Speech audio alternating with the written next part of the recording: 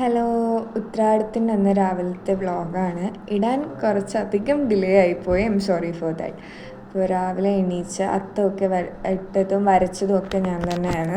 ഇപ്പോൾ രാവിലെ ഞാൻ അത് ഒരുക്കി വെച്ചു. എന്നിട്ട് നമുക്ക് ട്രിവാൻഡ്രത്തൊരു അമ്പലത്തിൽ പോകാനുണ്ടായിരുന്നു. അപ്പോൾ കുറച്ച് ട്രാവൽ ചെയ്ത് പോകണം. ആൻഡ് ഉച്ചയ്ക്ക് ഞാൻ പറഞ്ഞിരുന്നല്ലോ, ഇവിടെ ഉത്രാടമാണ് കൂടുതലും സെലിബ്രേറ്റ് ചെയ്യാൻ നമ്മുടെ വീട്ടിൽ.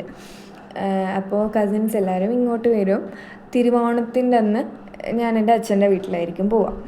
അപ്പോൾ നമ്മളിവിടെ ക്ഷേത്രത്തിലൊക്കെ പോയിട്ട് വീട്ടിൽ വരുന്ന വഴിക്ക് നമ്മൾ ആറ്റിങ്ങിൽ നിന്ന് വീരളം ക്ഷേത്രത്തിലും പോയി. അവിടുന്ന് പാൽപ്പായസമൊക്കെ വാങ്ങിയിട്ടുണ്ടായിരുന്നു. അത് നല്ല ടേസ്റ്റാണ് അവിടുത്തെ പാൽപ്പായസം.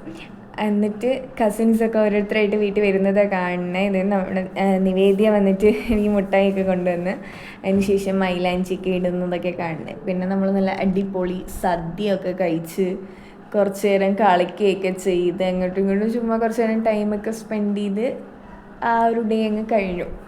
അത്രയേ ഉള്ളൂ. Thank you.